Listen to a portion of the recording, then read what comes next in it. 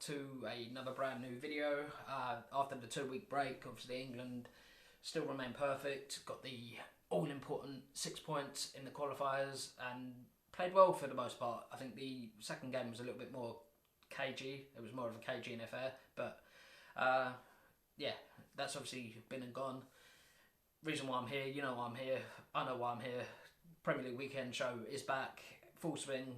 I only missed one weekend, I believe, this year, so that was obviously down to circumstances at the time. I was taking a bit of a break and whatever, just trying to get my head straight and whatever, and get stuff put into place, get stuff sorted out. But that's all been and done. It's all finished, and we are back predicting the weekend's fixtures. Starting with Saturday, the 14th of September. As you can see, I've got my map down here. I've got the fixtures, so bear with me. If I'm looking down, it's not because I'm being rude. It's just getting the fixtures so I don't mess up and stuff and whatever.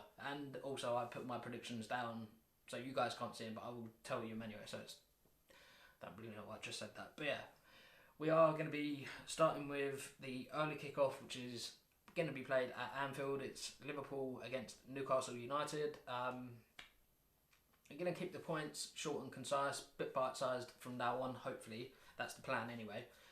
Apologies if you're not here for the longer videos.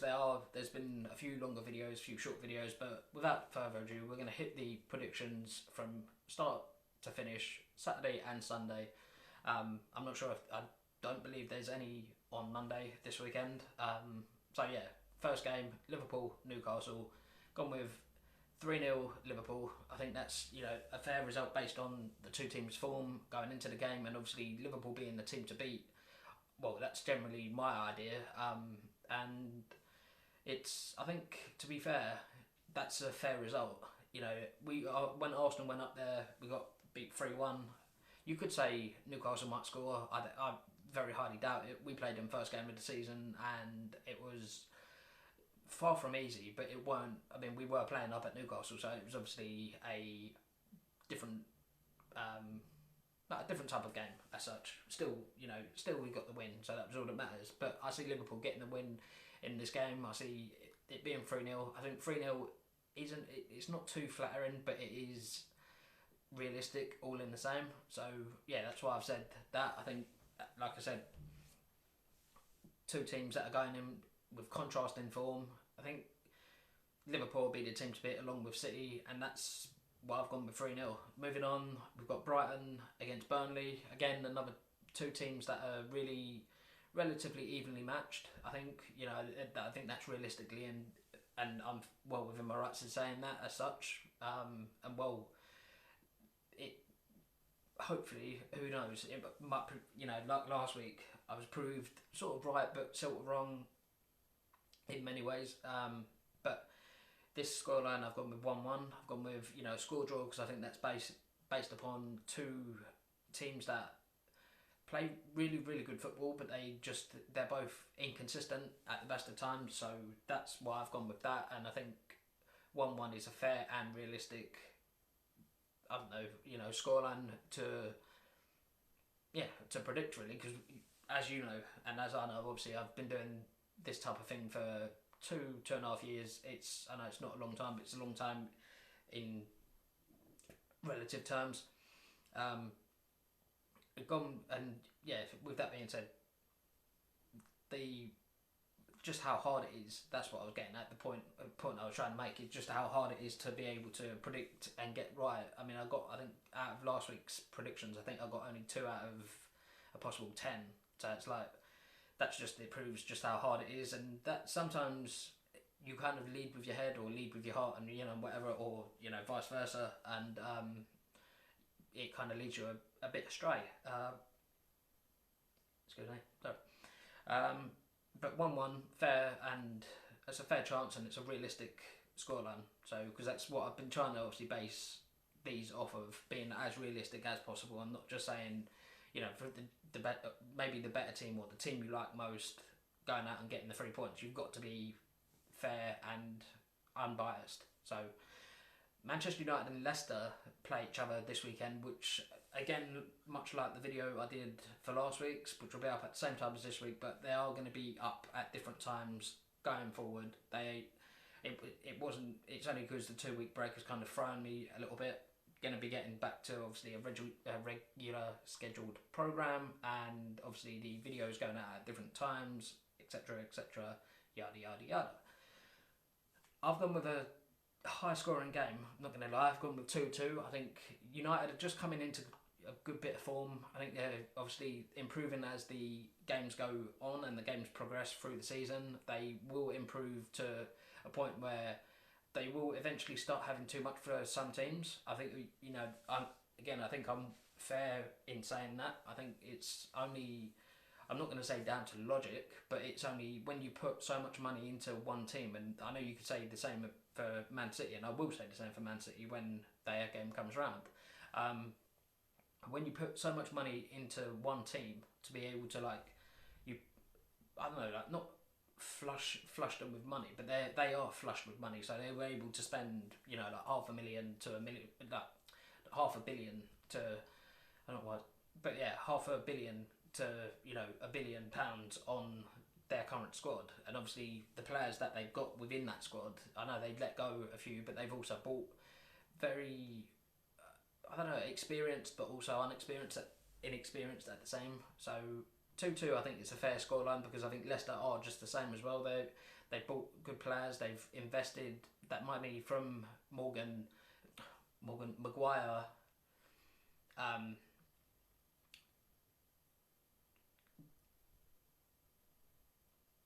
Leicester are just the same. They've invested that money from Harry Maguire, obviously the 80 million, and they bought like Euro Tielemans, however you say it. Really, really good footballer. Technically, really, really good. Wanted him at Arsenal, if I'm honest. But again, you know, we've got Dani Ceballos, so it's kind of swings and roundabouts. They both do fairly similar but different, all in the same. They're fairly similar players but different as well. So that being said, I think 2-2 is a good realistic scoreline. That's, you know, it's fair and it's not too biased or unbiased. Like, you know, it's just fair. That's all I can say. Moving on, Sheffield United. I see them they're playing against Southampton, which obviously again a team that are generally tricky to break down. But I see Southampton actually, I don't know, they're a team that are hard to break down.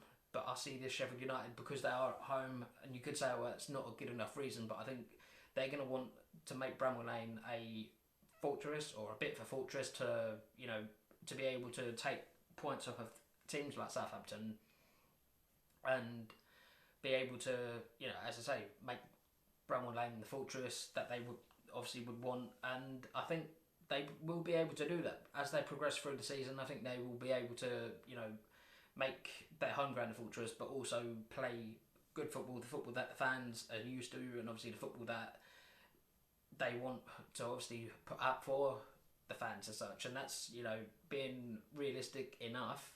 I see them getting I think it's their first 3 points. I'm not sure if they've had a couple of draws this year, but their first 3 points, 2-1.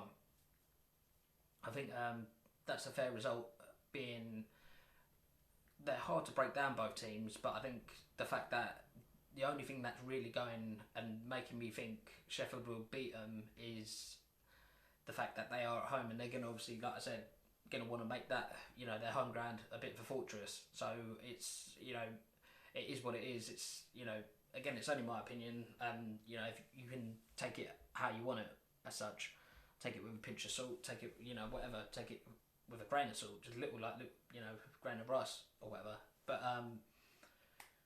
moving on, we've got another actual it's a London derby. It's not so much north, but it's a London derby. It's Tottenham against Crystal Palace, and I think that's, you know, another game, much like I mentioned in my video before, that should actually be at the same time as this. That this is game of the weekend contender material. You know, I think both teams are really, really good. They both set out to win the games, like all teams do, but they both set out to win the game at all costs. So they will go at each other for the 90 minutes. And I see it not being a high-scoring game, but I see it being an enthralling game nonetheless. I think you could say I'm being a little bit sort of on the fence, but I see the score being 1-1. I think I know I'm probably going to get told that it's not fair and it's not, it's not realistic. But I think in my own, from how I've seen and what I've watched these two teams, how they've been playing, I think it is a fair result on the whole. And I think both teams, they wouldn't be so forthcoming as to say they would take it, because obviously Tottenham being at home, they'd want the 3 points. You've got to get 3 points at this early stage of the season. You've got to be able to get these 3 points. And against teams like this, teams that you would expect to beat as such, Crystal Palace, all the same, would want the 3 points, none more so because they've taken 3 points from Manchester United. So why, they'd be thinking, why can't we do it against Tottenham? So that's why I've gone with 1-1, and I think all in all, I think that's a fair result. Leave your comments down in the section below. Wolves Chelsea is our next one. I've gone a bit controversial with this one. I think that's to kind of make reference to video that was last week, before the international break. I did say there'd be a lot of goals, and the video that I actually just filmed literally just prior to this, I did say that there would be a lot of goals, and that would be a current theme because the Premier League standard is getting better and better. The players that are coming over are getting of the standard that now, I'm not going to say bang average players, but the average players and like below average players, and even above, I don't know what you'd call above average, but kind of like moderate players are they're not getting the game time that they were, because the players and the standard is improving so much that you've got to be on it 90 to 100% all the time. You've got to be on it. You've got to be on your game. You've got to be showing the manager in training what you can bring to the team and why you deserve to be in that side, rather than someone else who plays the same position or plays a similar position to yourself.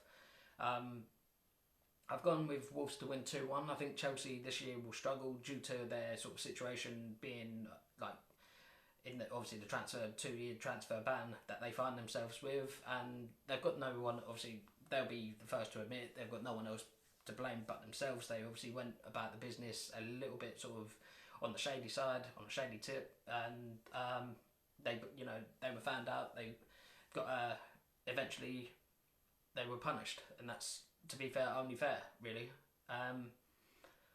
2-1, I think it's, I don't know, you could say it's a fair result, but I'm not 100% sure if many others would think it, but I think it's a fair result, bearing in mind Chelsea have been struggling of late, but they've been getting the results when necessary. But much like most teams this year, that will be the case. So, make of it what you will.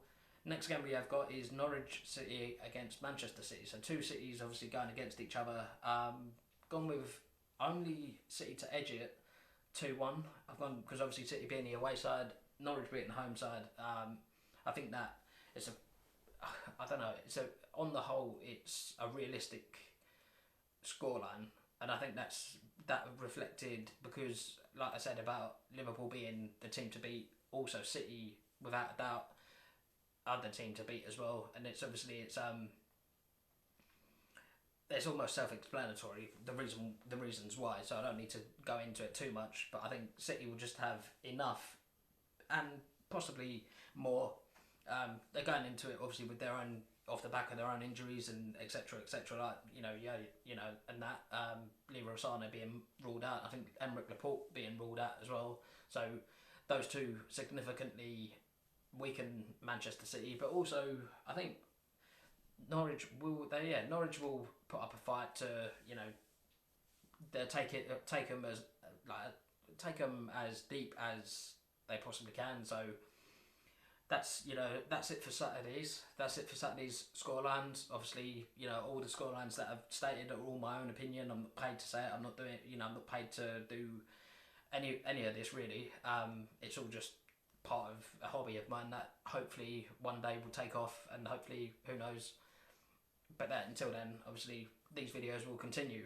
First of the Super Sunday on Sunday, Bournemouth against Everton. I've gone with a 1-1 scoreline. I think that's, to be fair, I think when I wrote this, the thinking was Everton being away, they don't travel that great.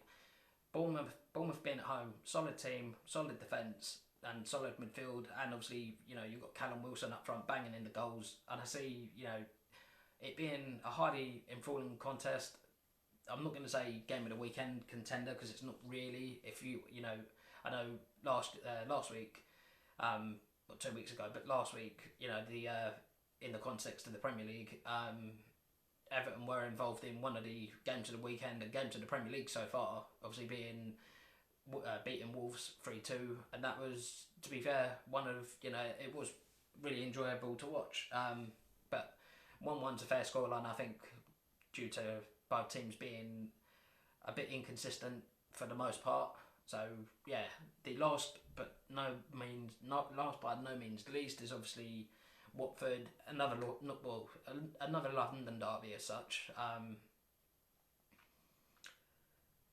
I mean, scoreline wise, just straight off the bat, 2-2. I think, you know, for the most part, both teams relatively inconsistent, both, you know, up and down, and England, and they're coming off. Oh, that's the reason why I was going to say England. Coming off the international break, it probably came at the right time for Arsenal and for most teams, such as like Watford and stuff like that. So this would be a good time to sort of play a team like this, albeit we're playing away. Obviously, you know, it is what it is. Our away form's not been great of late, and hopefully we can kind of, if we can get I don't know, it'd be 2 draws in 2 games, but if we can get, I would have taken a draw against Spurs, but if we can get a draw at Watford or even nick it 2-1, I'm going to go 2-2, but I hope it's going to be obviously an Arsenal win. That's it for the video. I think obviously leave your thoughts down below and like, comment, subscribe, and all that good stuff. Yeah, you boys out here, I will see you guys in the next video, which will be my match preview. The reason why I didn't actually go too much in detail for the Watford Arsenal game is because I'm going to be doing a separate video for that, so stay tuned for that. That'll be probably out at the same time as this, and yeah, you boys out here, I love you guys. In a bit. Bye.